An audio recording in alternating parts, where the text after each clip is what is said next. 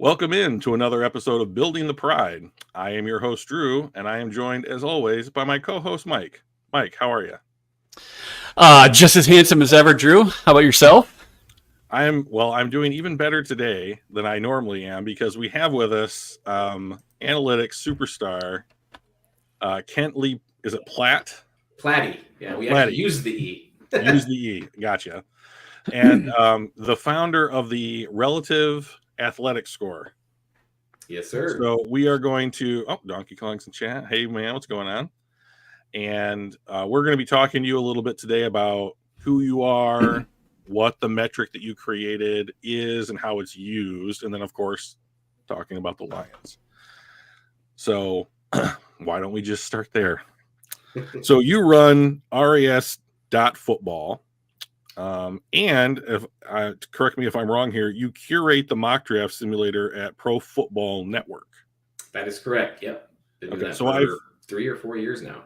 Nice. So I know that I have used that particular simulator, and I was scrolling through your tweets, and I saw that someone was like, "Hey, the Titans just offered me basically their entire 2025 draft for my second round pick."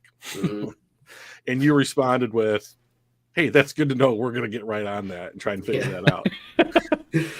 Yeah, we keep an eye on it. And that one, thankfully, ended up not being anything. We had pushed an update like a few minutes before, and that sim had happened like at the exact, like he got offered that trade at the exact moment our files moved from one spot to the other. And that can cause a bunch of weird things to happen. And then I've never seen this specific thing happen, but that's all that was. It ended up not being too much of an issue. But yeah, lots of fun. Technology great? Yeah, my favorite one is when we do rankings updates, because we'll have stuff where people will be running a sim, and let's say we move a guy from 60 overall to 40th overall. And if somebody's running a sim and that guy gets picked at 40th, but then we do an update between the 40th and 60th pick, he's going to be available at 60th. Mm-hmm. But only if you happen to be running a sim in that exact minute, right? In that minute right then, and happen to have that guy picked, and then he was available at the next spot. Like it's not a common thing, but it's happened enough where it's like, oh yeah, well, we know what that is. Nice. It's interesting. How often do you do those kind of updates? We do them weekly. Weekly? Sometimes more than once a week, but usually it's about weekly. This one was a pretty big one. We actually overhauled the entire team needs for every team, and we did a few rankings updates. Yeah, a bunch of stuff we did this time around. Nice. What is it that you change? So when you make those updates and you've got new rankings, what is it that feeds that? Why is somebody ranked differently now than they were 3 days ago or a week ago? So Pro Football Network is a great website. Love working for these guys. Very, very good in atmosphere, good environment. But we have a whole dedicated team of scouts that watch football players and write about them and that stuff. And usually it's just they're getting to a guy and they start watching their tape a little bit more, and they start to compare them to the other guys that they've watched. And we have guys that will look at, this couple of weeks he's going to be doing quarterbacks, and he'll go through and look at all the quarterbacks, and then he'll rank them himself and figure out where he has those guys. And we'll kind of look at where they're ranked for us. We look at the consensus rankings for where they are, overall around the different ranking websites, the different big boards that you'll see out there. And we don't base our rankings on those, but we like to be aware of where we're ranking guys compared to other people. If we came out and said, Drake May is a 6th rounder, we would get a lot of crap for that. Maybe I would be at the front of that line. If we do that, but we're confident in that ranking, we'll still do it. I know a few years ago with Mac Jones, we did not like Mac Jones at all. We had him in the 3rd round. But there was all that talk about him being a top 10, top 15 guy. And eventually we were like, well, I think we're going to have to move him up because people are complaining about where we have him ranked. And they still complained that we didn't have him in the top 10. And ultimately he didn't go in the top 10. But we did move him a little bit closer to where he was expected to go. So we base it on our own rankings, but there is some gamification you have to do in a simulation to make sure that you're not constantly being bombarded with emails about why you have this one guy ranked so low.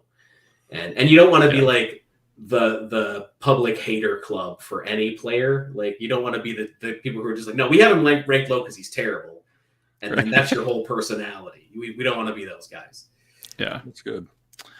So let's talk a little bit about why you are on our show tonight. You have come up with the relative athletic score, and from your website, the definition of that is RAS gauges a player's athletic abilities relative to the position that they play. So can you take us through how you came to create this metric, what went into it, and why maybe it's useful? Yeah, I always joke that the R in RAS does like all the heavy lifting, because the A is just telling you it's an athletic thing, and the S is just the score, so you know that it's a number, and then the R is explaining that it is a player's ranking relative to every player at their position from 1987 until the player's draft year. So we don't just go, okay, this is an arbitrary score that we've decided this player is going to get. We don't look for an ideal for any individual score. We just say, this is where this guy ranks essentially on a scale of 0 to 10 based on every other player that has tested in our database. The database itself is what really gives a lot of that weight behind the scores and gives it some value, because we've got hundreds to thousands. We've got, I think, 2,500 receivers, I think, is the most populous position that we have. But the more players that you have in a database that's using some kind of relative metric, the more reliable that data starts to become. And over time, it's just gotten more and more solidified. And it's a very good predictor of at least draft status. But when you start to compare, where players are getting drafted, the types of players that are successful, you start to see those trends pretty much immediately. 3 out of every 4 Pro Bowl tackles, offensive tackles, and tight ends are above 8 for RAS. And 3 out of every 4, I think it's 3 out of every 5 tight ends, like 60% of tight ends that made a Pro Bowl are over 9 on that scale. So they're very, very highly rated athletes that become the best at their position for most positions. It's more pronounced at some positions than others, but you really start to see those trends once you start to put the data on paper. So it's interesting that you mentioned RAS in the context of the draft, because you are using combine data predominantly to create the score, and that you have a section of your website where it's by position, Pro Bowlers, and where they were drafted, and how likely it is that if you find a Pro Bowler by position in each round of the NFL draft. And I was looking through that, and I noticed what I thought were some interesting trends, and maybe the ones that I picked out were, you are slightly more likely to find a Pro Bowl wide receiver in round 2 than you are in round 1. And there's only less than a 3% difference of finding a Pro Bowl guard in round 3 than there is in round 2. And so obviously, having not as much familiarity with the metric that you do, I'm looking through there and just comparing numbers to see if anything jumps out at me. Is there anything that has jumped out to you when it comes to how positions might be valued based upon RAS when we're seeing the NFL and how they're actually going about drafting these guys? Yeah, and a lot of that, I mean, you mentioned that the breakdown by round, that actually doesn't even take RAS into account. That's just looking at the players by round. I see. And I do have a page that's, the Pro Bowlers themselves, and I do show, what those numbers look like on my Twitter feed and other areas. But when you start to look at where teams value players, quarterbacks are either a top 16 player or they are not a top 16 player. And if anybody who's followed me on social media has heard me talk about this before, about late first round and day 2 quarterbacks. If you're picking a day 2 quarterback, it's got to be pick 16 to the end of the second round. Generally, if you're picking a third-round quarterback, and I'm sure Lions fans, which most of your audience is, are not going to like this, but third-round quarterbacks are basically burning the pick. There have been effectively two hits at quarterback in the last 40 years, one of which is Russell Wilson. Kirk Cousins? Kirk Cousins was a fourth rounder. Oh, okay. So specifically in round 3. Yeah. Okay. Because round 4 through 7, so day 3 is rounds 4 through 7, and that's just a whole different ball game.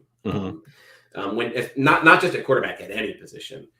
But the other guy was Nick Foles, by the way. From MSU. No. So he counts. He counts because he was in the third round, but he only counts as a hit if you squint a lot. Right. But you start to look at that positional value. Positional value, it was the whole big argument this year with the way the Lions took their draft, and we got a big laugh about how the Lions looked at positional value this year. But because they didn't. Because they didn't, and they effectively. Oh, they did. It's just they looked at it and we're like, that's what we're going for. We're going for all the low value positions. They picked a running back and a tight end and a safety and a nose tackle. I mean, they were just throwing it in everybody's faces. Oh, and a linebacker. Forgot that. Linebacker. Yeah, he's they easily threw it in everybody's faces, man. He was, definitely forgettable. Teams that value things differently, but teams overall in the NFL value them roughly the same. So teams will look for wide receivers in the first round, but they will take wide receivers in the second and third round and still start them. You're not looking for a starting quarterback in the second and third round generally, but you are looking for a starting wide receiver and definitely looking for a starting guard in the second and third rounds. So what you're really looking for in a player and the value that you place on that is different. Offensive tackles tend to come from the first round. Defensive ends tend to come from the first round. There's always examples of guys that don't fall into those categories, but generally you find them early. Even running backs, we have that whole running backs in the first round discussion. I'm making up for the thing a minute ago about Hooker, but running the whole argument about running backs in the first round. Running backs in the first round generally work out. It's just a fact. It's not an opinion. It's not me saying that because the Lions took one. The running backs taken in the first round generally work out in terms of their raw statistics, in terms of Pro Bowls, in terms of their value for that particular team. If a team starts to fail after taking a first round running back, it's usually not that guy's fault. Like it's a team direction thing. And that's what's different about Brad Holmes and Dan Campbell is the team direction. It's not the positions that they're taking and the value that they're placing on those positions. It's the overall team direction and how all of those positions fit into that overall picture, which is why teams like the Ravens have done so well for decades now. And why some teams like the Browns have traditionally struggled in those types of areas because they don't have a direction or didn't for a long time have a direction. And we Lions fans appreciate you not using us as that example. We don't have using to the Browns. Right. You don't have to. The last time the Lions had no direction was Millen. We like to look back very poorly upon Matt Patricia because he deserves it. But the team had a plan and a direction that they were trying to go in. It was just a bad plan with a bad guy leading it. The Browns had no direction for a long time. And to the point of hilarity, like to the point where it was funny how stupid they were doing things sometimes. But we're out of that. We're past that now. The Lions are no longer a punchline. And even if Campbell regresses and we start to see the team struggle a little bit more in 2025 and 2026, the team itself knows what a good team looks like. We know what a good front office looks like. We know what that cohesion feels like. We know what the communication looks like. I say we, of course, referring to the Lions, the collective we. Right. But the team understands what they're doing now, and they're doing a much better job of keeping it going forward and using it to actually win games. So, do you mind, Mike, if I get another one in there? Go for it. Yeah, get another one in there. So, to touch on something you just talked about, Kent, this draft class, inside the top 15, we've got 3 potentially elite wide receiver prospects, and we've got 2 worthy of top 15 pick tackles. But so my question to you is someone like Arizona at 4 or the Chargers at 5, are they better off, in your opinion, going with somebody like a Joe Alt or Olu Fashionow as opposed to Malik Neighbors or Roma Dunze, because it's so much more difficult to find starting caliber or like Pro Bowl caliber, all pro caliber tackles later in the draft than it is, say, a wide receiver at the top of the second round? They are absolutely better off taking a tackle than a wide receiver early in the round. And that's generally going to be true across the board. One of the things that we don't talk about, we always talk about quarterbacks and the hit rate in the first round, because quarterbacks don't succeed very often. Quarterbacks are generally failures, and that's harsh, but it's reality. Mm-hmm.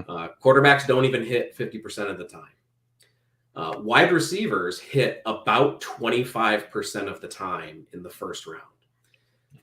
So not even, it's about 1 in 4.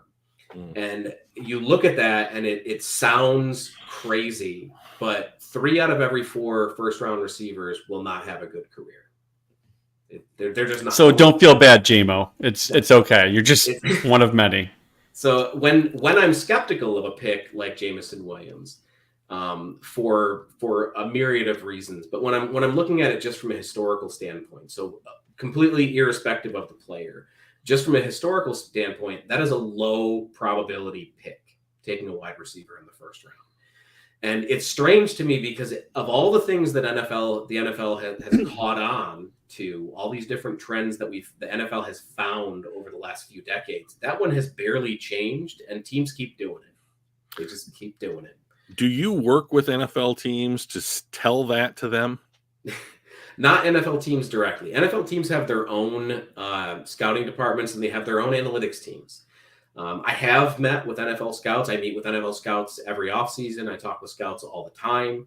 But it's not for that type of stuff. It's generally for exchanging information, going over general trends, and if they have questions that require a larger data set to review, they'll ask me for that type of information. But NFL teams have their own dedicated analytics teams. Most of them. There's still a few holdouts that don't. But are you allowed to say who they are? There's the ones that I'm pretty sure don't right now did a couple of years ago. Okay. They fire just like every year, whenever a coach gets fired, they fire all their people in their staff, or most of their people in their staff, and sometimes they don't replace them. Or they do, but it's not with somebody who does the same job, really. But the guys that you expect to have good analytics departments do. The San Francisco 49ers, and I've met several of their scouts, great guys, great organization, and great program that they have. Brave of you to say, coming off the NFC Championship. I know, right? But their analytics department is very good. It's one of the best in the NFL, I would say. The Ravens are probably the best in the NFL. They're a lot harder to get a hold of, though, because they're a lot more secretive than some teams are really secretive. Some of them for no reason.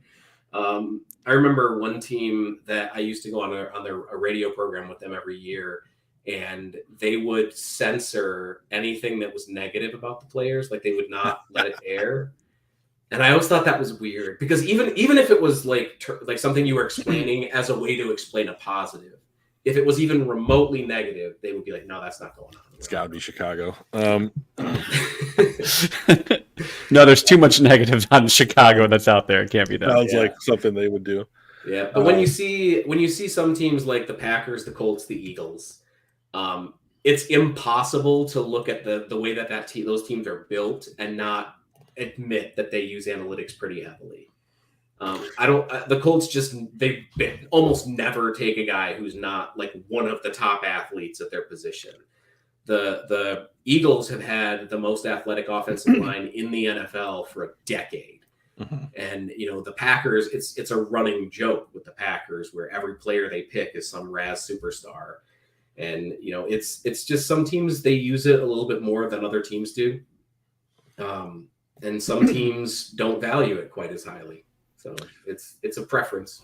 So you just mentioned the Indianapolis Colts. They took my big prospect crush last year in Anthony Richardson, a guy who played 10 games effectively in college, who threw the ball almost not at all, but goes to the combine and looks like some Greek statue come to life and absolutely obliterates all the testing that you can do. Like, tests have not been created that can accurately gauge how athletic this dude is.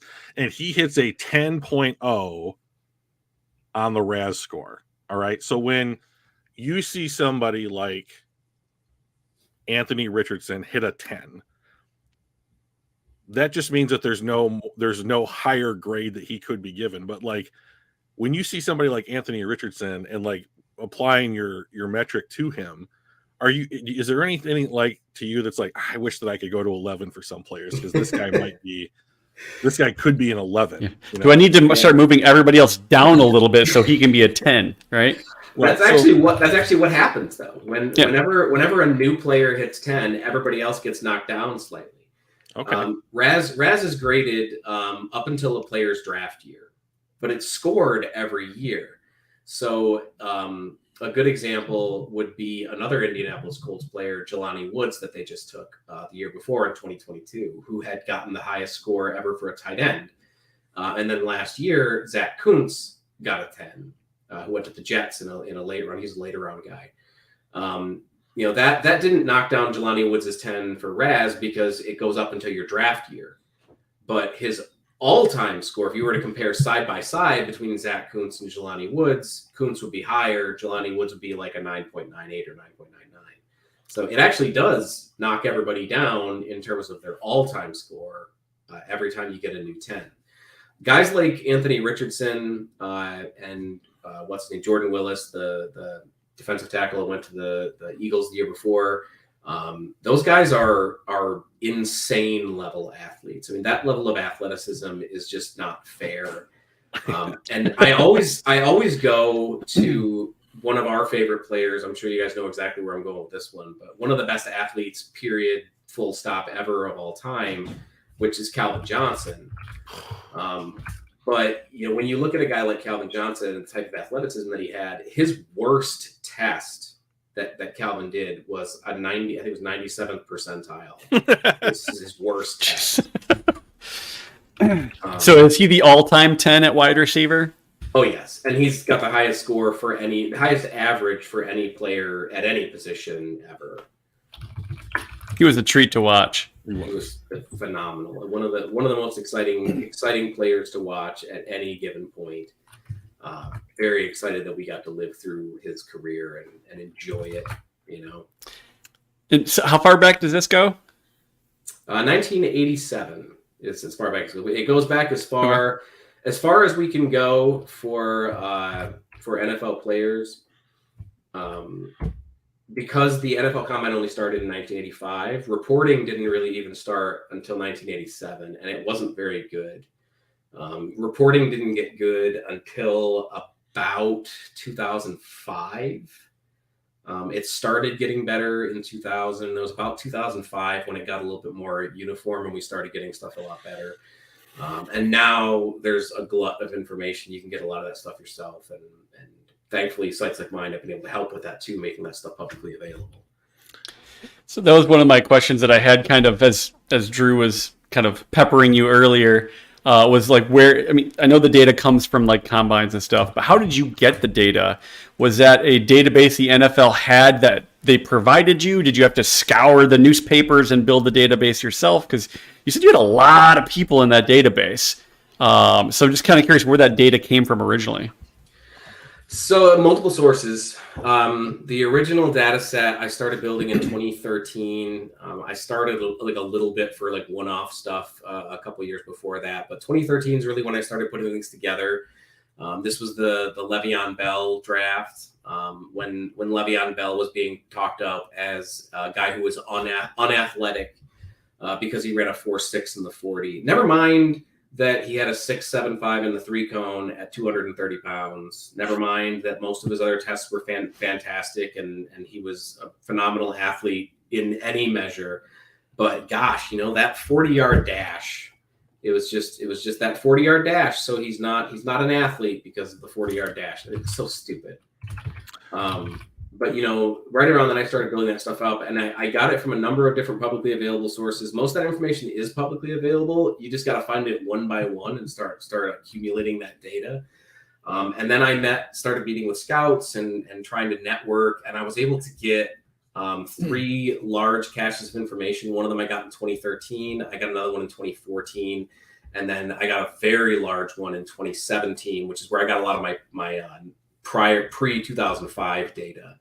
I had some before. I didn't have enough pre-2005 data to make scores until 2017. So November 2017.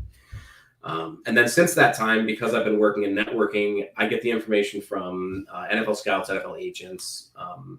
There's a report that goes out that each has all that information, the actual official scores that they get from their pro days. Yeah.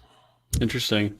And I also want to ask you, you were talking about quarterbacks hitting in the 3rd round, and as all Lions fans know, that's where we got Hendon Hooker. How do injuries and falling in the draft, and I don't know, maybe this is not something that falls in your data set or your knowledge base, but I think if he hadn't been injured, he probably doesn't fall to the 3rd round. He's probably a 1st or early 2nd round pick instead. So I'm kind of curious if you have any feeling on, give us hope for Hooker, I guess, is part of it, right? Well, he didn't. I can't in terms of he didn't. He was still recovering from his injury at that point. Yeah. I wasn't as big of a Hooker fan. I think he was rated right around where he was expected to go. That's where he was picked up. The fact that Brad Holmes knows his dad, I think, played a significant part. Oh, in interesting. I did not know that. Yes, they knew each other from. I believe that was an HBCU connection. I might be wrong on that, but I do know that Hooker's father and Brad Holmes they're acquainted. But when you look at players that fall due to an injury, it falls into one of 2 categories. It falls into guys that fall a very short distance, guys like Jamison Williams, who are coming off of an injury, and they don't fall very far because the talent is enough that the risk, it makes it worth it. Guys that fall farther than that, it's usually some kind of catastrophic injury. And you're looking at a player where the gamble isn't so much whether they have the talent. The gamble is whether or not they're going to be able to play at a high level. And this is where you get guys like Rob Gronkowski, who suffered a back injury in college. It was expected to be a recurring injury. It was, and ended up not mattering. But you have guys like that where the injury is expected to be much more long-term. It's expected to have much more lasting impact on their career. I don't think that Hooker fell into any of those categories. So this is where that silver lining comes in for whether or not he can be an effective player. I don't think that his injury impacted how he was going to play in the NFL. He's going to recover from it. He's going to be totally fine. He's going to be back to 100%. I think that his offensive play style is very much like the stuff that Dan Campbell talks about when he talks about quarterback. Because if you ever listen to interviews early on when the Lions first picked up Dan Campbell, he wasn't talking about Jared Goff. That's not the guy that he was talking about. He's talking about a guy with a rocket for an arm, a guy who has mobility out of the pocket, a guy who can threaten on the run. That's Hendon Hooker. That's the type of guy that he's talking about. Hooker struggled quite a bit in the middle between the hashes. A lot of the stuff that he did really well was behind the line of scrimmage. That's largely a byproduct of the offense that he's coming from. That is not a knock on Hendon Hooker, so don't take it that way. You run an NFL offense the way that's expected to. You run a college offense the way that you're told to. Hendon Hooker did perfectly fine in an offense that is very tailor-made for a quarterback. But this is where you come into when there's a knock on a player, but it doesn't matter because of where they land. Amon-Ra St. Brown was a guy who didn't have the best athletic traits in the world. He's not a bad athlete by any measure, but including mine, he's not a bad athlete. But he wasn't like this superstar speedster. You know, he wasn't super quick and all that stuff. But he was a good enough athlete that he could get stuff done, and he was good enough in the areas that he won at that he could win consistently a lot. And he came, he came into an offense where he was going to be asked to do all of the stuff he was good at already. And it really worked out for him. When he got drafted, I was on a pod talking about, I was one of the fantasy football podcasts that I was on, and I had him listed as a top 5 wide receiver because of his landing spot, because he landed in the perfect position for it. This is the same thing that we had with Jahmyr Gibbs. One of the biggest problems with Jahmyr Gibbs is that in college, he struggled when he was asked to create on his own. A lot of his yardage came because he was behind a great offensive line, or it was schemed in space. Most speedsters have that same type of knock on their eval, that they don't create on their own, that they require a runway, that they have to have the blocking for them. But he came to Detroit, who has some of the best blockers in the NFL, the best offensive tackle in the NFL currently, and inarguably now the best center in the NFL because Kelsey's retiring. Ragnar was always 1 or 2, right? Yeah. Depending on who you asked, he was going to be 1 or 2. The other guy's gone, so now we got to He's up to 1 now. Now we got to figure out who 2 is. But you get a guy like Jahmyr Gibbs, and that's the knock on his eval. But he comes to a place where he's going to have that runway. It's going to be there for him. And when it's not, he's going to be schemed in space because Jared Goff likes to throw behind the line of scrimmage. He likes those short shuttle passes, and he loves having some kind of outlet that he can drop back to if his first or second read isn't there. Yes, he does. Those are very West Coasty, right? Yeah, perfect situation for a guy like him. Sometimes you don't have that. You have a guy who doesn't fall into a perfect situation, and it ends up being a perfect situation anywhere because the player is good enough. And the coaches alter the way that they are going to be calling plays. They alter their scheme. They alter their play designs to accommodate the players that they have, which is why Ben Johnson is such a phenomenal coach and why Dan Campbell is as good as he is as a head coach, because he encourages that type of thinking. Because we also had Sam Laporta land here. This is a tight end landing in an offense that didn't primarily feature tight ends, a quarterback who generally didn't throw to tight ends, who didn't favor tight ends nearly as much. Outside of the red zone, Ben Johnson loved throwing to tight ends in the red zone. But outside of the red zone, he didn't really care all that much about the tight ends that he had. He didn't really scheme for him. So how Sam Laporta was coming in didn't look all that promising, but you modify your offense because you have a guy that can do all these great things. Your quarterback develops a rapport with this player, and everything starts to gel and everything starts to function. And unlike Jim Caldwell and Jim Schwartz, who both had this problem where if something was working, we had to go away from that in the second half. Didn't matter what it was.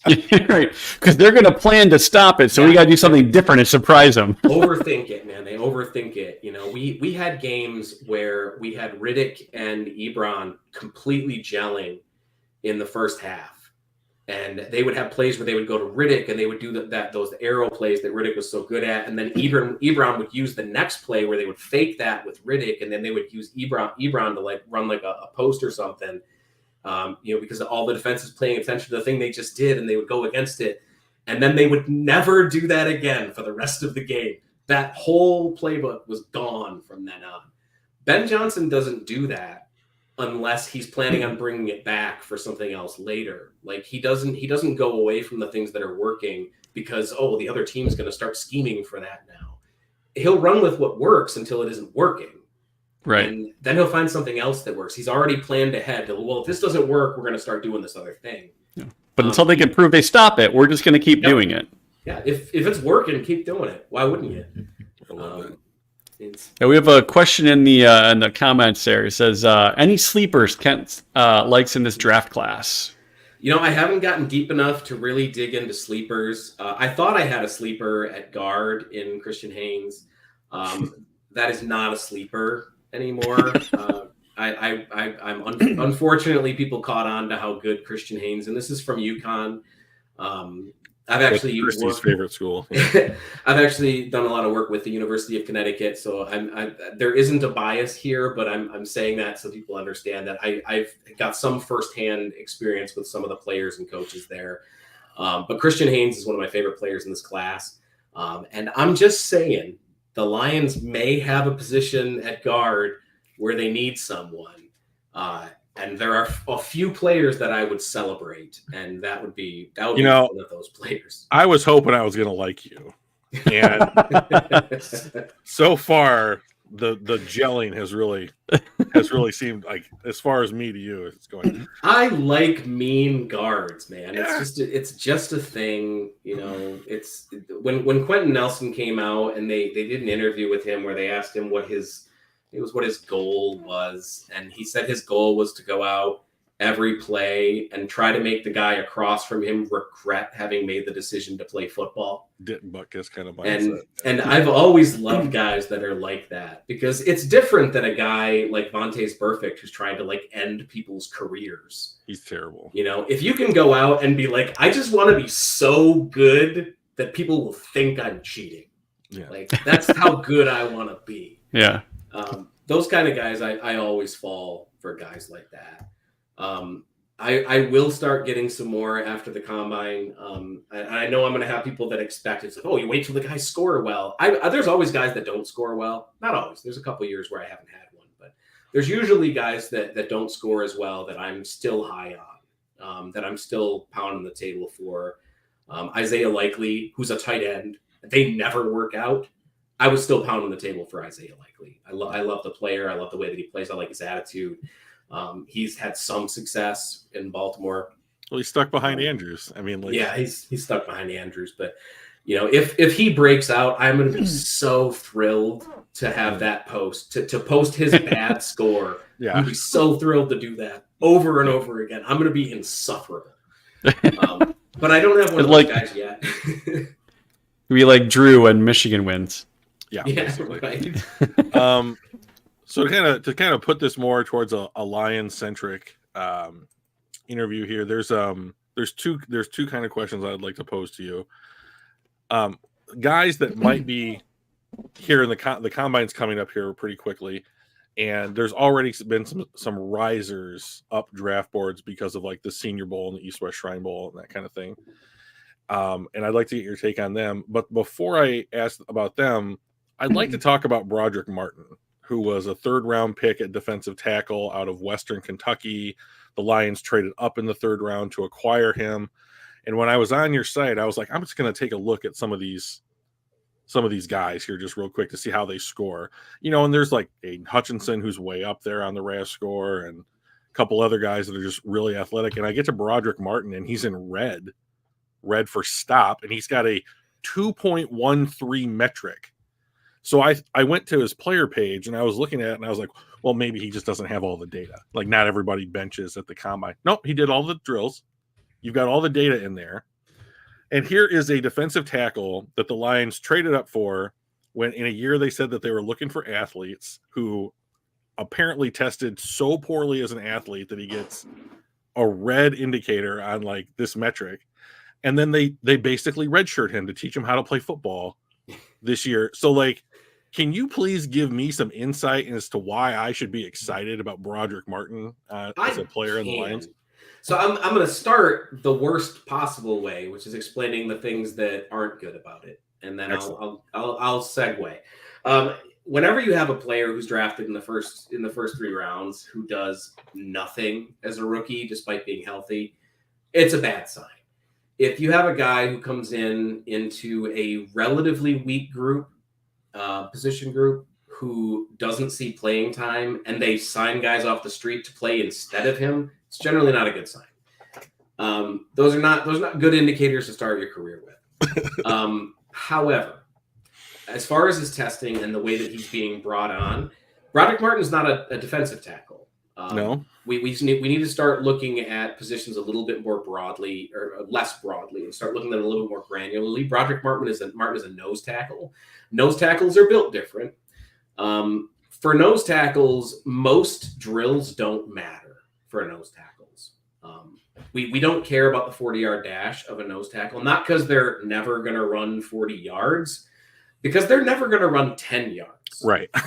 Nose tackles don't run 10 yards on most plays. On the most you'll ever see for a nose tackle is if you have a really wild play where you're running a bunch of stunts and guys going around, he might run maybe 10 yards doing a stunt to try to get inside to go to the quarterback, but they're not distance runners, and it doesn't really matter that they don't test all that well.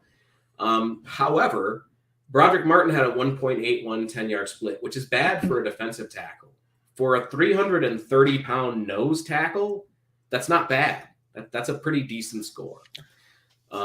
You also look at their bench press. Bench press wasn't good for Broderick Martin. However, there's some basic physics going on when you have a guy that has 35-inch arms.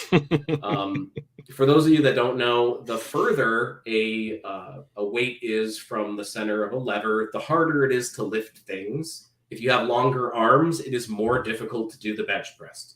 It's just basic physics. 20 bench press for a guy with 35-inch arms is about average. It's not great, but it's not a warning sign to see that. It's not a weak guy when you see that. 35-inch arms is crazy. That's wild. That's above 80th percentile. I don't have the exact number for it, but it's definitely above 80th percentile. It's very high up there for his position. You generally want a guy that has a good broad jump. He didn't have a good broad jump. That is a negative on his athletic profile, even as a nose tackle. But that's where the things that matter ends. Height, weight, bench, and broad. So 4 out of 10 metrics. The other 6 don't really matter. So if I could interrupt just real quickly. Yep. As a nose tackle, you having named the 4 things that you test, that you keep track of for this score, by position, are those weighted differently than they are for other positions? No, nothing in RAS is weighted differently based on the individual positions because it's all relative to that position group. Mm-hmm. I did work some in this offseason. I worked some last offseason. I haven't been able to finish it, but I am trying to build out specific positions like nose tackle. Nickel corner was one, slot wide receiver was one, difference between power backs and scat backs was one that I'm trying to build out.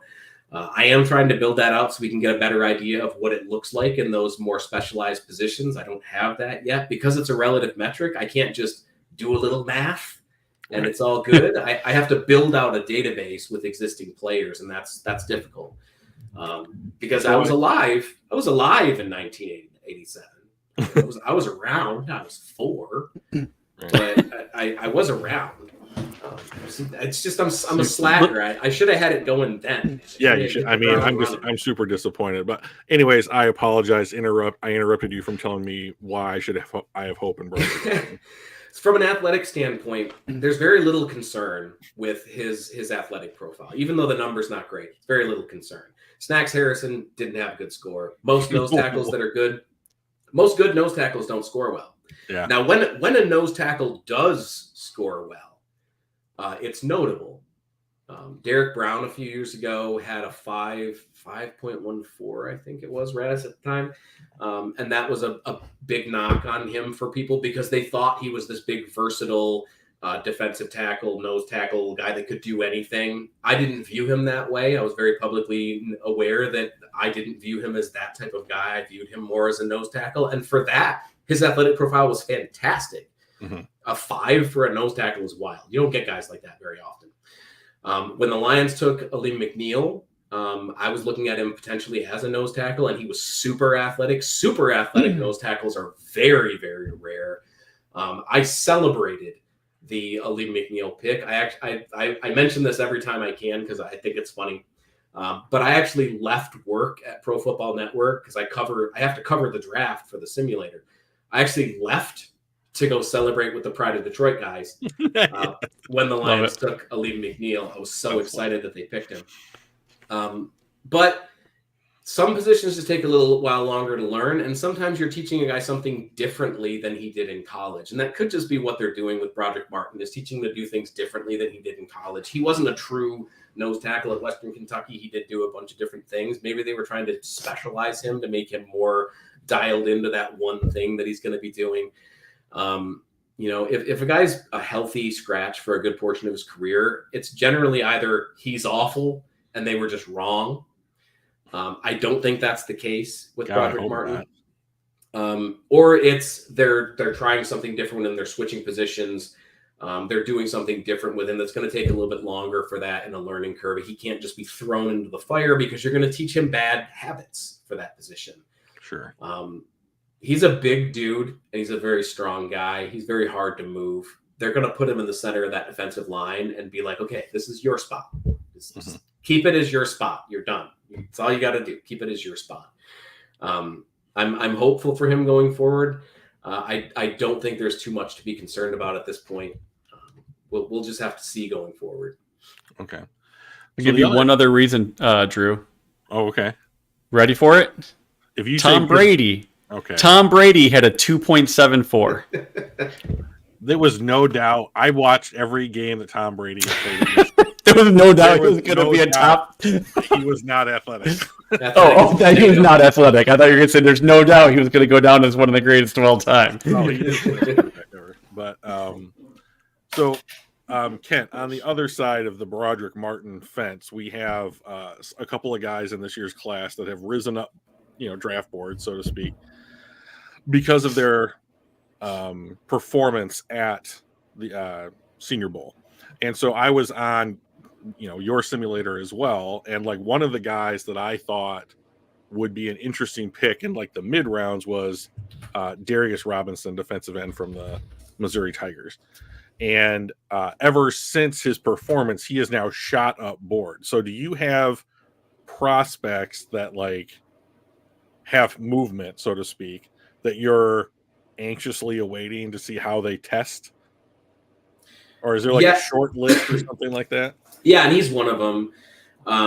Kingsley's, and I'm going to butcher some of these names. I apologize. I do try to learn player names, but I haven't had as much time as I usually do to learn some of these. But Kingsley Suamataya from BYU is another guy that I've been told to look into, and I'm very intrigued to see how he tests.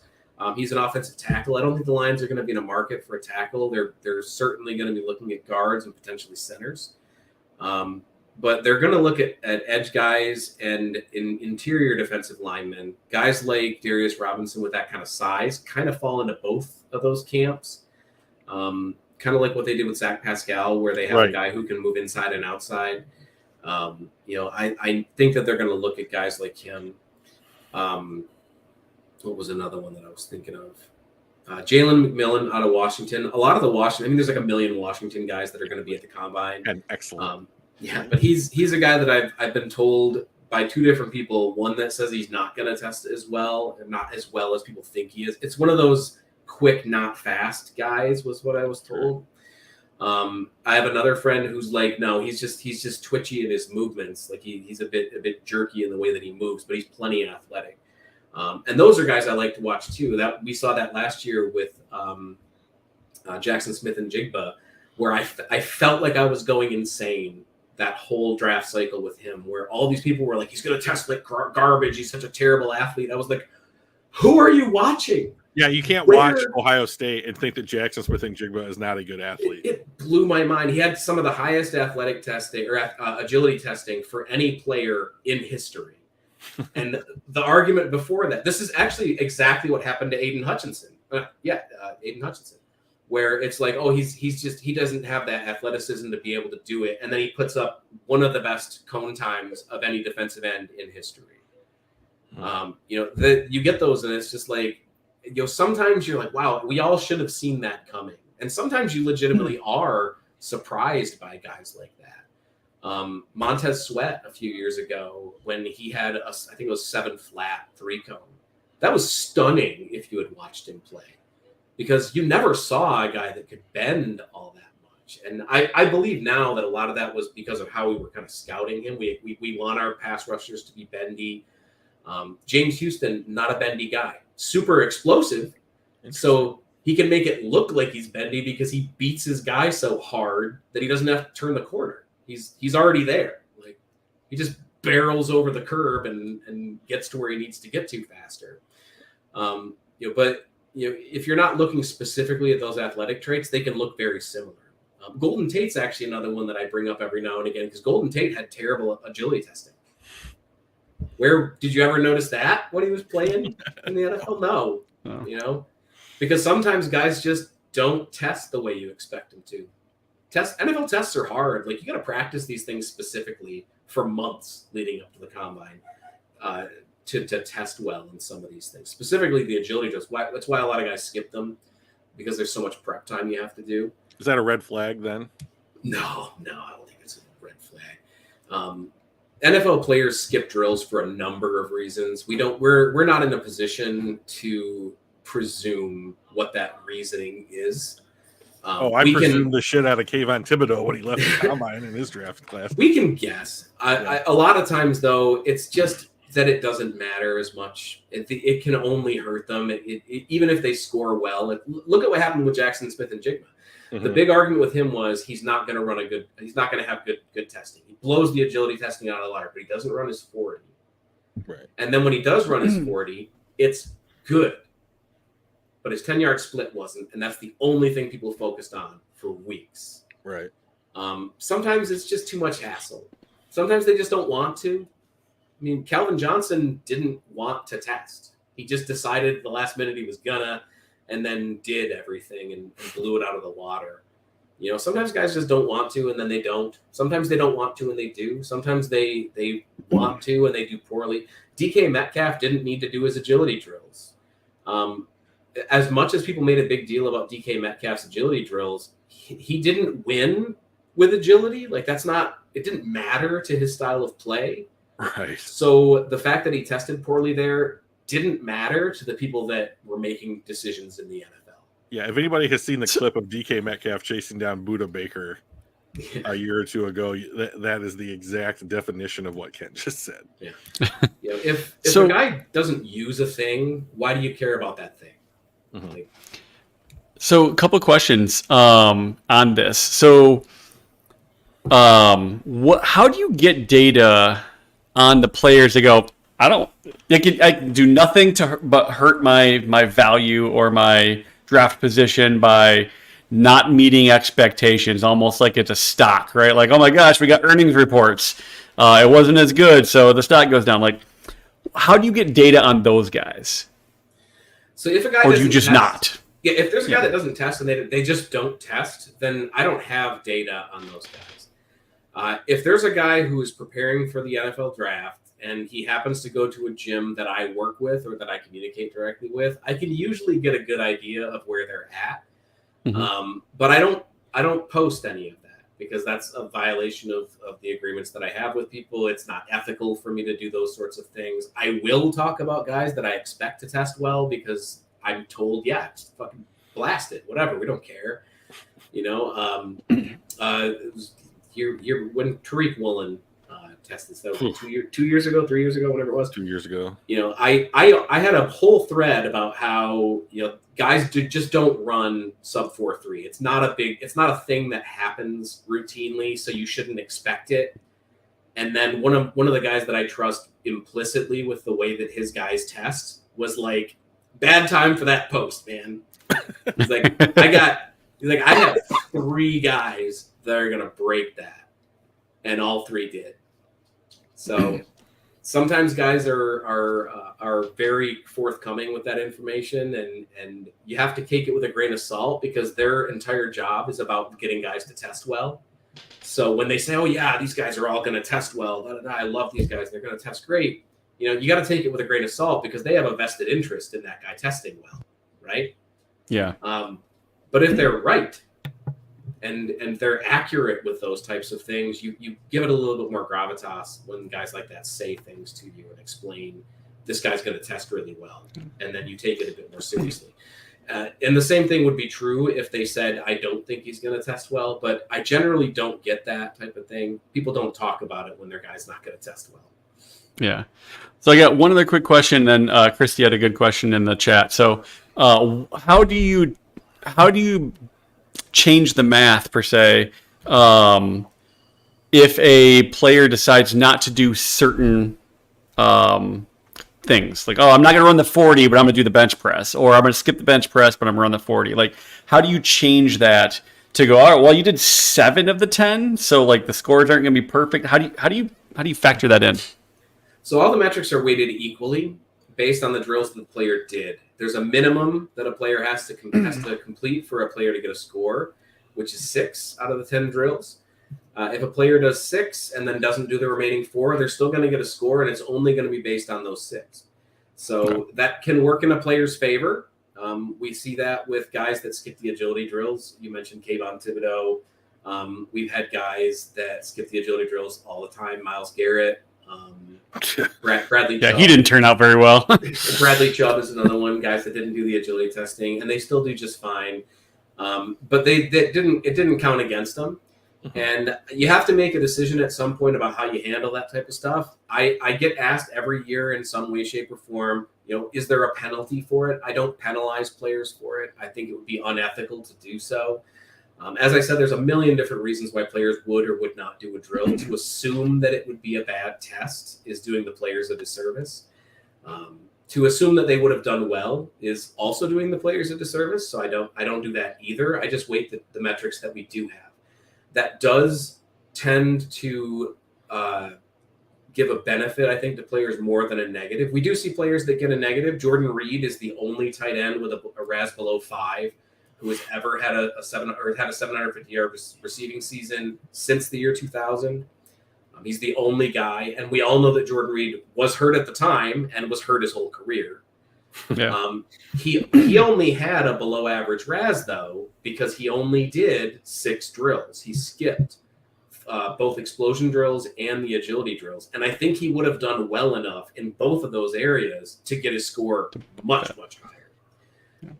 But I don't give him that benefit of the doubt and just assume that he would. I don't add that into a score and be like, well, I've seen him play. I think he's going to have a good score. Yeah.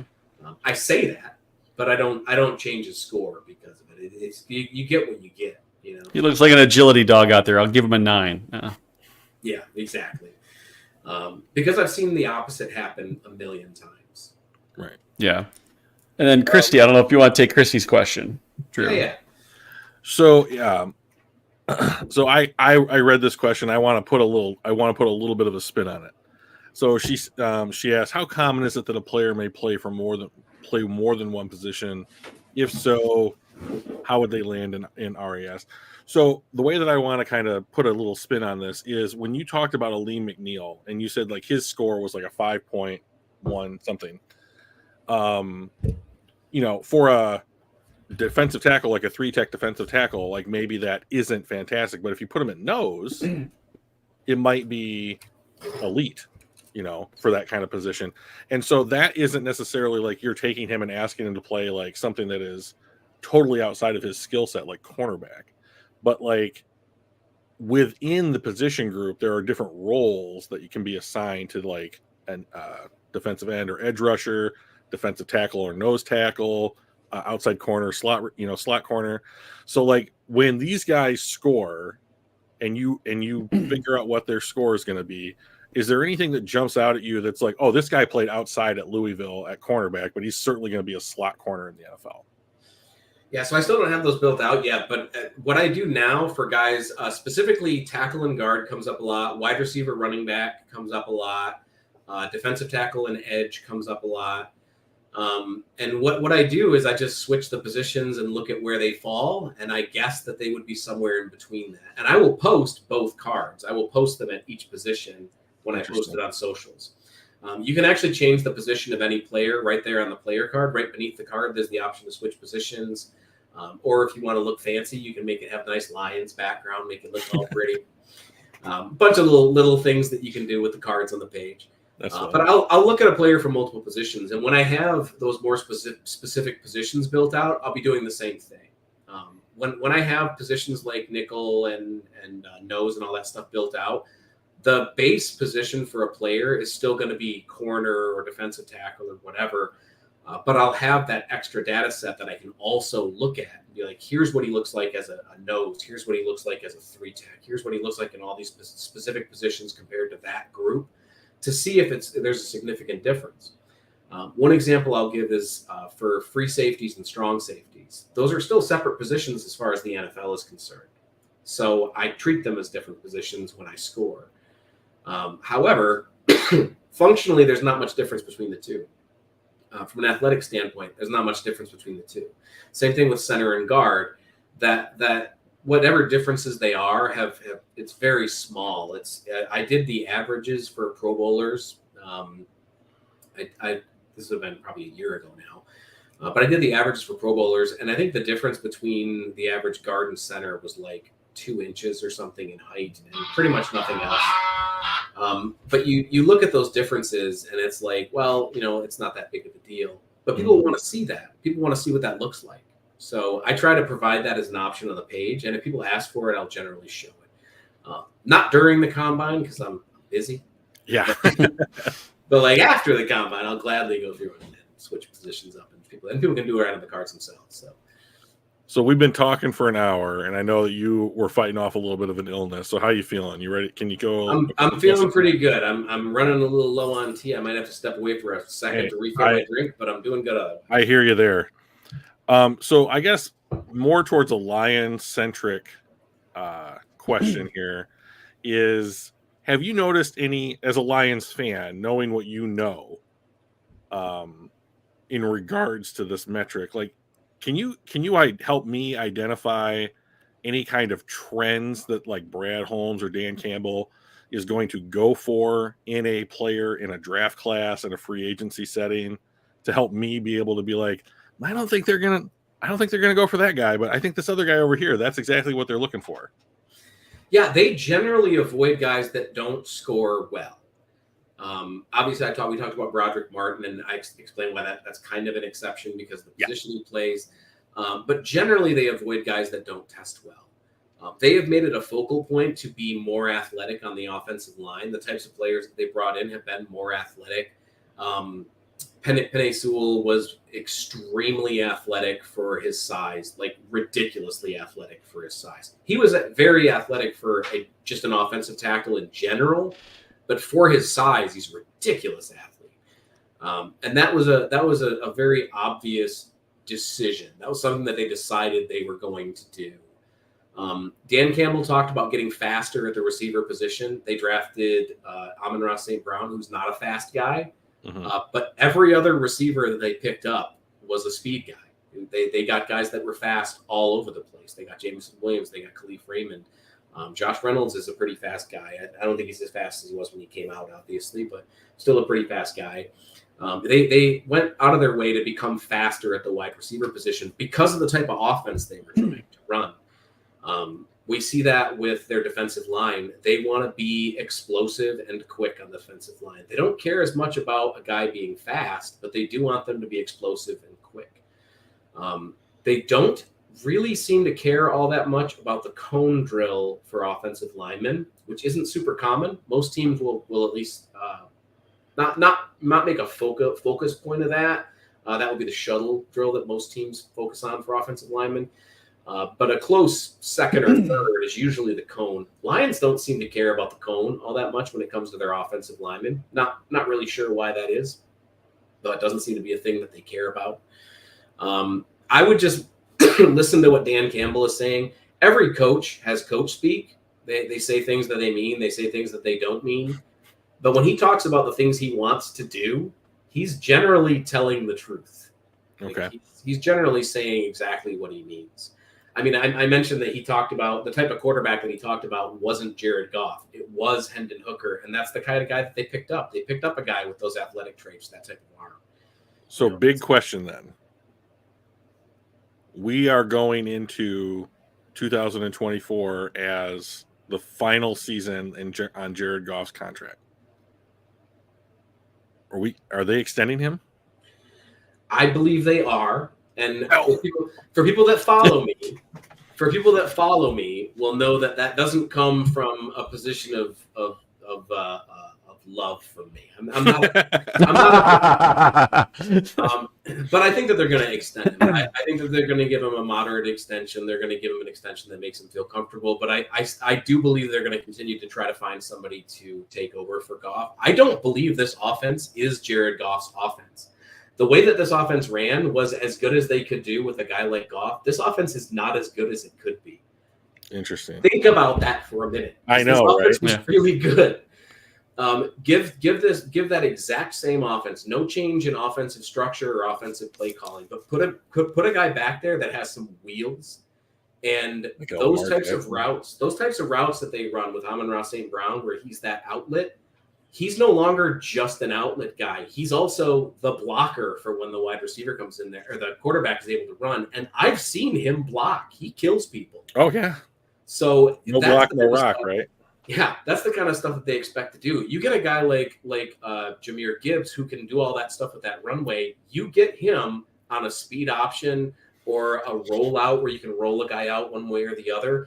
You do a naked play where you fake everybody one way, the quarterback goes the other. That's a completely different offense because there are times where the Lions do as good as they can with a guy like Goff. And I know that sounds like a huge knock on Goff, and I will be the first to knock Goff when I get opportunities to. That's not a knock on Goff in this particular instance. It's just not the game that he plays.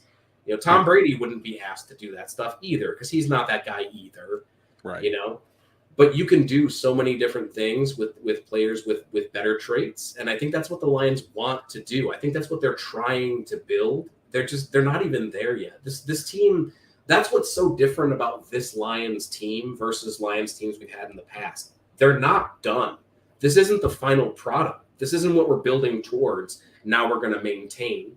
That's what ended up happening to Jim Caldwell. Jim Schwartz did the same thing. Patricia never got good enough to maintain.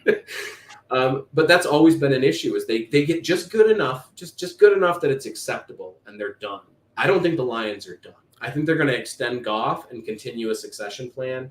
I think they're going to try to do what they can with Hooker this year. And then the following year, if they don't think the Hooker's going to work out for that particular plan, I think they're going to bring in somebody else.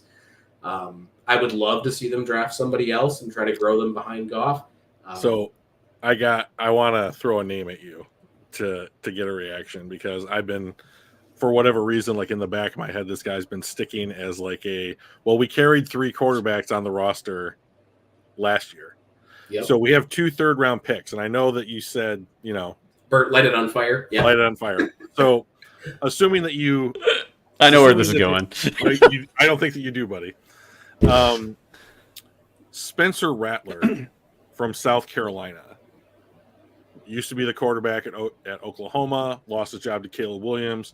Transferred, playing in a more difficult conference. Been okay, not crazy, but at one time was talked about as potential number 1 overall pick. Someone like that sit behind Goff for a year or two.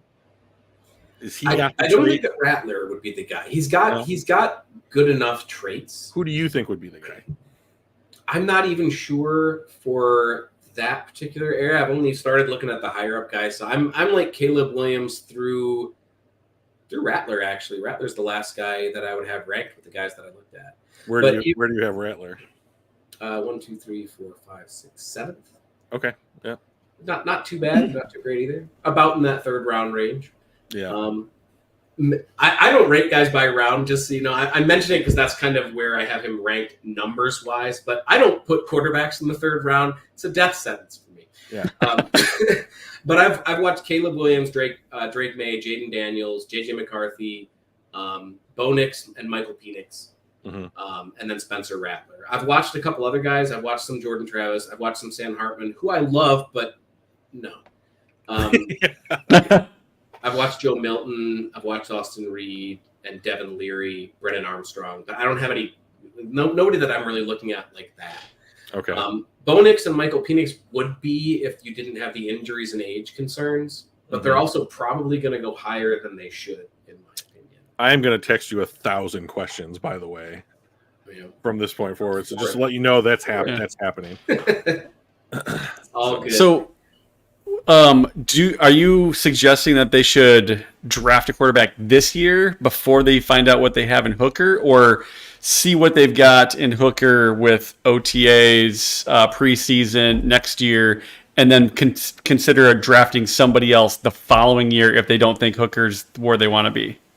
I can tell you what I would do. I don't think it's what they would do because I think it's a bad idea. generally from the way they do. But it's what I would do. I would draft a quarterback this year. I don't think that they will. I think that if they do, it's going to be like a late round guy, like a developmental type of dude, like the kid that they had last year, that super athletic dude that couldn't actually pass to save his life. Blanket on Blau? No. No. Wow, he's not super athletic. I know. I'm just like, that's why I'm like, Blau? Oh, God, I forget his name.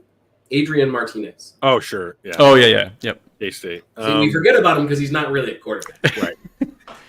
So let me But that's what I would do. I don't think that's what they do. I think from a value perspective, that's not a good idea. But that's because my vision of value doesn't look at third round quarterbacks as anything other than a wasted pick. The fact that it happened once and worked with Russell Wilson isn't enough for me to.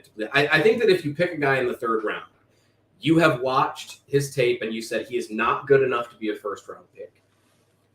And you have looked at your second round where you also don't pick quarterbacks, but you can justify it. You can justify it and be like, you know what?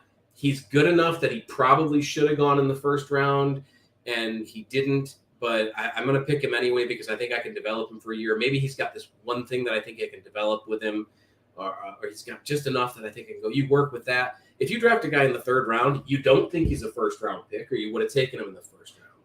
You don't think that he's worth developing in the immediate future, or you would have taken him in the second round. And you don't think he's a late round development guy because you would have taken him day 3. It's this kind of limbo that you fall into with quarterbacks where it's like they don't really belong there. Russell Wilson went in the third round because he's short.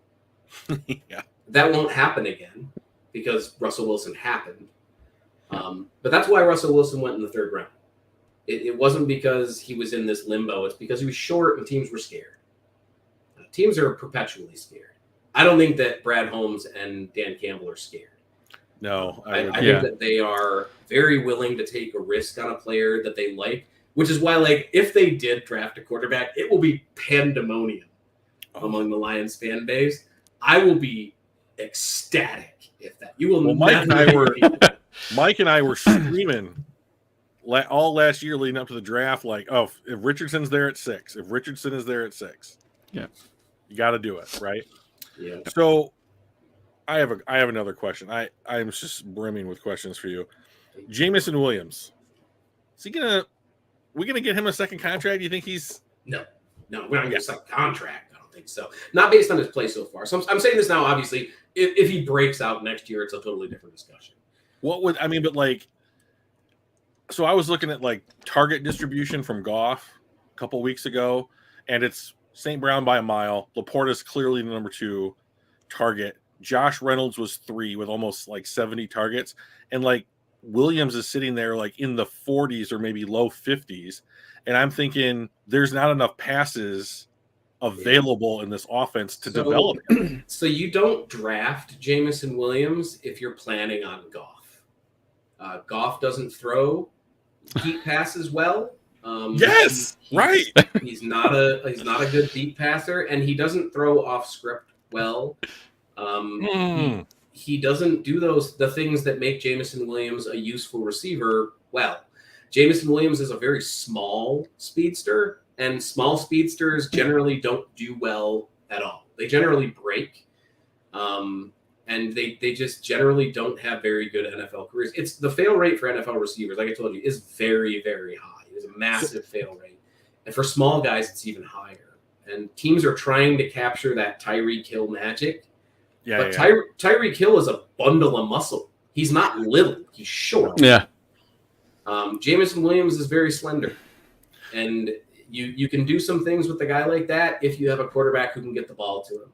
But we saw it on a couple of the passes that Jared Goff threw to Jameson Williams last year. On the touchdown to James, that first big long touchdown that he had, Williams had to come back to the ball. Yeah. He was just so open that he was still able to get a touchdown out of it. But you can't rely on him being that open every single time. And the Lions aren't changing the scheme to get him the ball more, which tells me after 2 years that it's unlikely that he has developed to the point where they're developing to his skill set. They're doing what they can with him. We should trade him. I don't think that the value that we would get back would be significant. Interesting. I don't think that the Lions will do that because they want to have that deep option. They want to have somebody that can take the top off the defense, that they can pull some of those coverages and change the things up somewhere. But like Khalif Raymond is a small speedster, and Khalif Raymond was reasonably successful. But that's also because he doesn't do the same things that they do with Jameson Williams, and you don't give him the same coverages that you give to Jameson Williams. Khalif Raymond is like the sneaky guy you throw out there, and you're like, okay, well, they know he's small and fast. They know they have to worry about him being fast, but they're not paying attention to him on this play. On this play, they're paying attention to St. Brown, Laporta, and everybody else. So Khalif Raymond was able to be more successful. You can't really do that with Jameson Williams unless he was much worse than he's been. You know? So the Lions a couple years ago, 2 years ago, they move up from 32 to 12. They jump 20 spots to take Jameson Williams.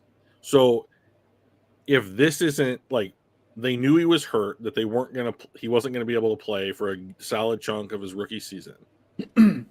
So what is the story there that makes sense with like why you make that move if you do have Jared Goff? I don't think they were sold on Goff being the long-term dude.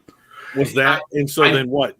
2 years, the 2022 season happens, and you're like, oh, look, maybe we found the pot of gold at the end of the rainbow. I mean, like, no, because they didn't really change their approach, right? Even then, they didn't really change their approach. They got guys that better suited the offense they were already building, but they didn't fully go away from having that speedster in the offense, a fast guy that they could use. They just haven't used him. Like, they haven't thrown to him. They're still trying to get him involved. Can they even? What can they do? What can the Detroit Lions offense do to make Jameson Williams an effective deep threat? Because it can't be based on Goff's arm. Yeah, that's what it's based on. It's his arm and his deep accuracy, and they can't change that. He is the same guy he's always been. They're not going to fix that. That's not going anywhere. They've been able to fix things with Goff that I didn't think were fixable, but that's not fixable. Like, that's not a thing that you can fix. They've been able to take some of the stuff that he does under pressure, where he will just completely fall apart and crumble. They've been able to find some ways of getting Goff to manage that better, which I didn't think was possible because of how far along in his career he was and how long he had done those things. Mm-hmm. They still creep up every now and again, but it's less often. That's significant. That's an improvement that I didn't expect that they would get for Goff. That's good. Is that just because the quality of our offensive line? It's just been so much better. You just not as many opportunities to crumble. That's part of it, but I'm talking about when he actually gets pressure. Even when the offensive line is good, sometimes guys still break through, scheme pressure and stuff like that. And Goff in those situations has done better than he did in the past. Yeah, but he's not going to get a bigger arm, and he's throwing the same deep passes he's thrown since Cal. He's not going to suddenly be a better deep passer. But if you want to do that, you have to look at Williams is who you're going to be looking at, because you're not trying to turn him into a better deep passer. You're trying to turn him into a better wide receiver. Every time we have one of these tiny speedsters, these hyper slender speedsters, we get the whole he's more than a deep threat arguments. We get that. We had that for Fuller. We had that for him. We had that for Jalen Waddle, who actually was able to develop into more than just that guy. But generally what happens is those guys just are a deep threat. And you can work with that in some offenses. I mean, Deshaun Jackson had a whole career on that. But if that's not working out for you, you have to be able to do something else. And this is where Tyreek Hill has always been a better receiver in those areas, because you can do many more things with him. You can run those screens with him and get him in space because he can take a hit. And he's much better at being evasive than a guy like Jameson Williams has shown himself to be. He's able to do a lot more. He's able to run a lot more routes. You're able to do more game planning with him that way. You can run crossers with him better. You can run mesh concepts and have guys running in opposite directions on the field. You can run different layered plays with him and have him running, at the 5 or the 10-yard line and trying to scheme him open. But they don't do that with Jameson Williams all that much. Those types of plays have been going to Laporta, who, I mean, he's fast for a tight end, but not for a receiver. Right. But they're able to do those things with him, and he's able to do them better. And when you have a guy like Jameson Williams, who is primarily a deep threat, and you're trying to get him more involved in the offense, either your quarterback has to just get him the ball in the deep ball. I don't think that's going to happen. Or you need to find better ways to get him open and get the ball in his hands. And the Lions aren't doing that. Ben Johnson's not scheming those plays. They're not running those routes with Jameson Williams. Jared Goff isn't throwing the ball to him in those situations. So things would have to change fundamentally from an offensive standpoint to see him get more involved in the offense. I don't think that's particularly likely. But we're not at the point of his career where we can be like, let's trade him, right? Because I think that they have a plan. I think that they like using him in a lot of the situations that they do. It's just not a hugely important part of the offense, right? But if they did, it wouldn't be that difficult to replace that type of production. Right. So. Yeah. Because there's been almost none. Go ahead. So I've got you had talked a few minutes ago about Penei Sewell kind of being a freak for his size. Do you take into consideration age at all? Because the dude was 19. Like when everybody else is 21 or 22, that dude's like 19 years old and younger than anybody and still that good. And he was 17 and schooling guys in college football like it was nobody's business. It was insane. Yeah. Not from a scoring perspective. I do from a personal scouting perspective, and I actually factor in age quite a bit when I'm scouting players, particularly skill positions more than line guys, because you generally don't get really young wide receivers that are dominating college football. When you have guys like that, jump on them. Get them out on the football field as quick as you can. Just get them out there and run routes, because those guys they're not even there yet physically. They're still growing athletically. You know, you're getting a guy who's coming. That's the other part that's scary about school is that he wasn't a finished product when he tested as well as he did. He was still growing. Players will grow from an athletic standpoint all the way into their early 20s. I remember one year the Lions had a 5th round linebacker. I forget his name, but he went from like 6'1" to 6'4" in one offseason. And I was like, that's new. Never seen that happen. But these guys aren't done growing. How long ago was this? Oh, this is Jim Schwartz era, I think. It wasn't Dizon, was it? No, because Dizon was awful. Also, he was a 2nd round pick. I couldn't believe it. I'd never heard of the kid. That whole story, that whole offseason story is insane, because we had Gosder Cherilus and Jordan Dizon, and in something, I think it was like a week period, both of them had gotten arrested for I think it was drunk driving or some alcohol related thing, like a week before the draft. Or it was insane that the way that they prioritized players in the Millen era coming into the Mayhew era was wild, because it was just the most insane stuff. And Matt Millen, just for some background, Matt Millen drafted guys that were big. End of scouting. Yes. Yeah. Yeah. Charles Rogers, big, Mario Williams, lanky dude. Was it Mario Williams, the kid from USC? Mike Williams. Williams. Big Mike Williams, man. Who got up to like 280 pounds or something. Yeah. I think and Roy. When he tried to come back, he was 265 pounds, Mike Williams. We had Roy, and then of course Calvin, who actually worked out, but that's a no-brainer. Yeah, you can't. No one would have failed on that pick. Except for the Raiders for not taking him. You say that, but the Raiders did. This is insane. Every time we think, we always it's easy to look back on stuff and be like, oh, of course that was going to be a failure. But we had a guy, I think the Jets drafted him. I'm blanking on his name, but this Ohio State pass rusher had like 15 sacks in his final year in college. Ridiculous athletic profile. And he did nothing in the NFL, like literally nothing. Winston Golson? Yeah. did nothing, like just never did anything in the NFL, not even a single sack in his whole NFL career. And it's like sometimes scouting is just hard.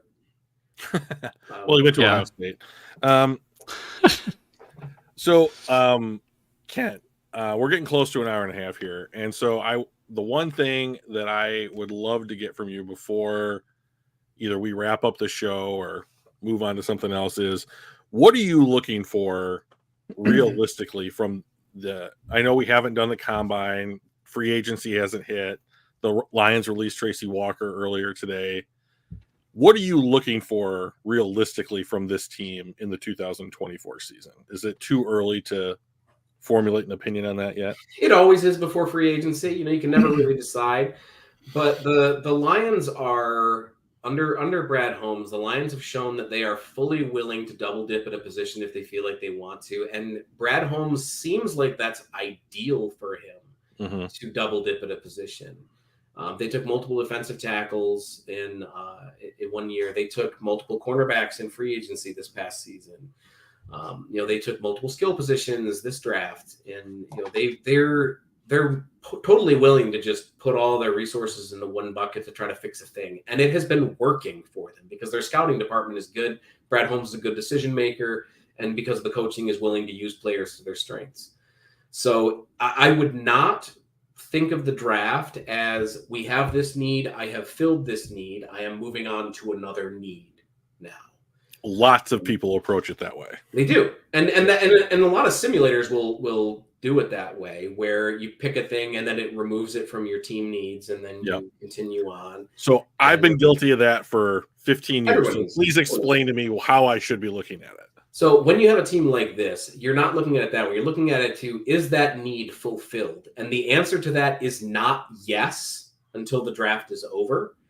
When a team like this drafts this season, if they picked a cornerback in round 1, I would not be surprised if their next pick was another corner or a safety. I would not be surprised with that in the least. If their third pick was also a defensive backfield player, I would not be surprised by that. If they take a pass rusher with their first pick, their next pick could be an interior defensive lineman. They'll double dip. They'll keep going until they get it right. Once they get it right, then they'll move on to something else. They have multiple needs. I mean, this team is a fantastic team, and they've done a lot of really good stuff, but they're going to need a guard coming forward. Even if they get everybody that they had last year back, they're going to need a guard. They had a lot of injury issues on their interior offensive line. They need a guard, at least one. They had a lot of issues at cornerback. They're going to draft a cornerback. They might draft multiple cornerbacks. They might go to free agency again and get it. I'm not particularly sold that they will for free agency because corners are expensive. But I would not be surprised if they double dipped. I would love it. I wouldn't be surprised if they took a position that they don't particularly need. I mentioned quarterback because that would be hilarious for me. But you look at a position like tight end, which they don't necessarily need to draft a tight end right now. They have a starting tight end, obviously. They have James Mitchell waiting in the wings. They've been trying to develop him. Brock Wright has been fine as a reserve guy. Who also scored super high in his RAS score, I noticed. He did. He has had a much better pro career than he had in college. UDFA, I believe. Another thing, while we're on that topic, another thing that I bring up is whatever you think a guy is doing in the NFL, it is not what they did in college. You can't look at it as that is the only thing he is going to do, especially at tight end. But you'll also see it with dual guys that play two ways, guys like Brian Branch, where they don't necessarily play a single position, they do multiple things. If they get drafted by a team like Arizona, which we saw a couple of years ago, we saw it with Jabril Peppers when he got picked, where a team does not have a plan for that player. What they'll do is they'll draft him and they'll be like, well, we're going to play him at safety and play him. It's always deep safety. It just always is. But they'll be like, we're going to put him back there. And once he learns that, we'll do this other thing. And then we'll start mixing it in. The Lions don't do that. If a guy does something really good, they're drafting him because they want him to do that thing. They want him to do that thing. And they want him to do it a lot. So if they draft a guy and they're like, this is a guy who's just to use an easy example, not saying anything about Montgomery or anything, but let's say they drafted a power back. Sure. They're drafting him to punch people in the face every play. That's what they're doing. They're not drafting him to become a receiver. So you'll hear in camp, oh, they got him catching passes out of the backfield. It's so they know they can. It's not because they're going to use him that way. The Lions are very particular about drafting guys to fill a particular team need that they see. So if they draft a guy who does some weird shit, they're doing weird shit now. That's what they're doing. They're going to do some weird stuff. If they're drafting a tight end who's a giant bruising, power blocker, and they draft him in the second round, don't expect him to catch a lot of passes. They're drafting him because they want him to be a bruising tight end. He's an extra lineman. That's what they're drafting him for. Don't get upset because he's doing that thing. The Lions are probably going to draft a corner who is mid-range in size. They don't really like the guys that are super oversized. They kind of want their guys to be explosive and quick, but they don't necessarily care about size all that much. If they drafted some big corner, some 6'2", 6'3" corner with big, long arms, I would suspect that they're doing something different on defense that would necessitate the need of a player like that. It sucks when you want to predict things to look at it that way, because you want to be able to say, oh, they need this type of guy. They're going to draft that type of guy. And then they draft something completely different. The Lions are just that type of team because they've been using their players. They've been building their team around their players. So if they pick a guy and you don't expect it, don't be upset. Don't be upset about that guy, because that just means that they're probably doing something different that you didn't expect. It's just they're changing it up a little bit. If you're trying to predict what they're going to do, you're probably going to be wrong. Sure. It's good. It's a good problem to have. Jim Caldwell was supreme, and Bob Quinn by extension was supremely predictable in the type of things that he would do. Jim Schwartz wasn't, because he was a lunatic, and Matt Patricia was the most predictable person in the NFL. Like other coaches could predict what he was going to do. Other players could predict what he was going to do. The draft. My son and I could. Yeah. We would literally watch those games, and we would call out what play we think we would run, and we were right almost 2/3 of the time. And this is not scouting. This is like me and my, at the time, like 14-year-old, well, probably 13, 14-year-old son, not scouting, not anything, just going, yeah, this is going to be a run off to the right, off tackle or whatever. And 2 out of 3 times we were right. So I know they're right a hell of a lot more often on the defense. Yep, and the draft was the exact same way. They drafted the same type of players that fit the same things that they would do always. They didn't change anything. The Lions that we have right now are not as predictable, and they're not as static. They're doing things differently because they want to do things differently. They're planning things differently. I would be very excited to see them do things differently in this draft. I wouldn't be surprised. I would be excited. That's gonna be a real challenge for me. I get such a rush out of being correct. You know what I hope? I hope that the Lions take another third-round quarterback. And here's why. I hope they do it because I hope that somebody in their analytics department had the same type of data that I had and said, it's basically wasted a pick. And Brad Holmes is going to be like, bet. Let's get another one. Let's get another one, and we'll just have them fight it out. One of them's going to be good. I'm that good. One of these two is going to work out. So I hope so. It'd be hilarious. Let me ask you. So maybe we could end it on this. Like, is he that good? Yes. It's that simple. Yes, he is. Nobody hits on picks 3 drafts in a row with this type of consistency. Most teams that are rebuilding build around the players that were already good before the new coach got there. That's actually just how most teams work because it takes a couple years to develop players. But most of Brad Holmes's good players, he picked. And he's only been here a few years. That's crazy. The best players on this team are 25 and under. And some of them are already multi-year starters. Yeah. I mean, Penei Sewell's 23, right? He could be drafted in this class. He would be drafted. Oh, he would be the first tackle off the board in this class. 100% he would be. He could have never played since. How did he get to 7? Drafted. Yeah, right. Just people make bad decisions. Let the other teams make bad decisions. We're done. Exactly. Yeah. So I do have one quick thing before it sounds like we were maybe wrapping up. We were talking about Aiden Hutchinson and how he scored, during his combine and during his draft class. And I would like to point out that he's not even the highest scored Hutchinson in his family. Oh, Steve. Yeah. Steve's all-time score was a 9.94. Aiden's is a 9.89. So he's not even as good as his dad. I'll take him though, right? Well, Steve's in the Hall of Fame. As long as he's on that same trajectory, we should be all right. I mean, he can always have that he had better agility drills and go with that. He was quicker than Steve. And there's a Chris Hutchinson too. I don't know who that also at Michigan. Is that a uncle or a brother? No. He came out in 93. 93. Oh, I just started looking at Hutches, and I'm like, oh, there's Steve Hutchinson from Michigan, Aiden Hutchinson from Michigan, Brandon Hutchinson from Michigan Tech, Paul Hutchins from Western Michigan, Chris Hutchinson from. I'm like, all sorts of Michigan-based schools, man. We're doing names. I got to give you something funny. I've always found this hilarious.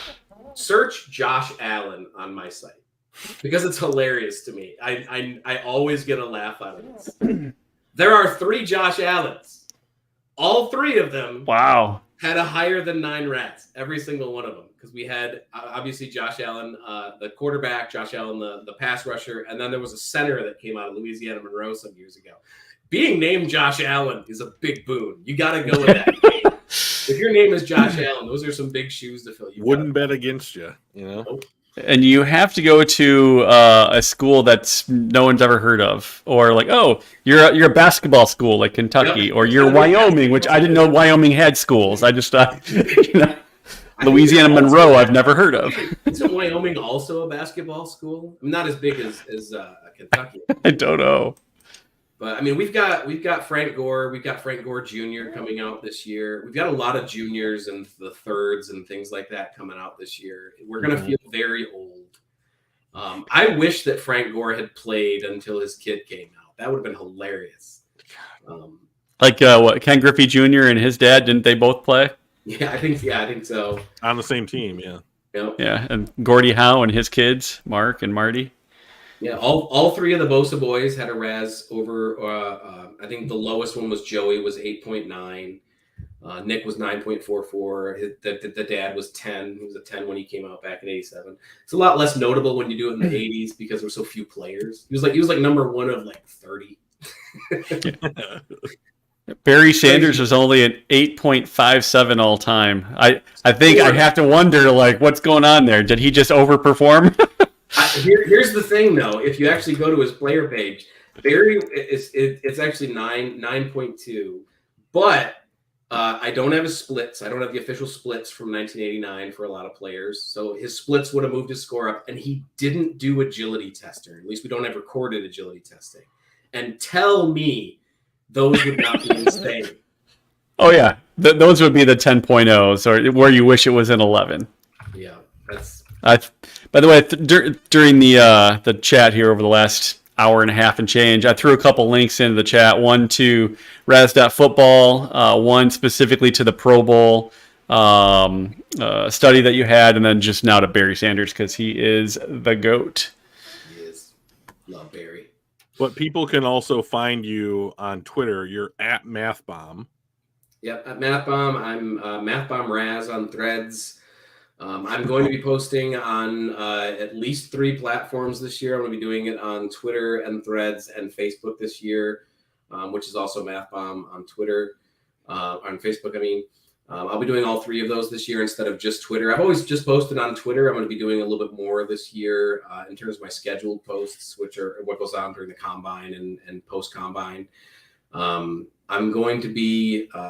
I had a couple things kind of get in the way of it, but I'm actually going to be doing a series on the individual NFL tests, the 40-yard dash, the vert, the broad, and all that stuff. I worked with Mike Weinstein from Zybeck this year. Zybeck does all the testing for the NFL during the combine.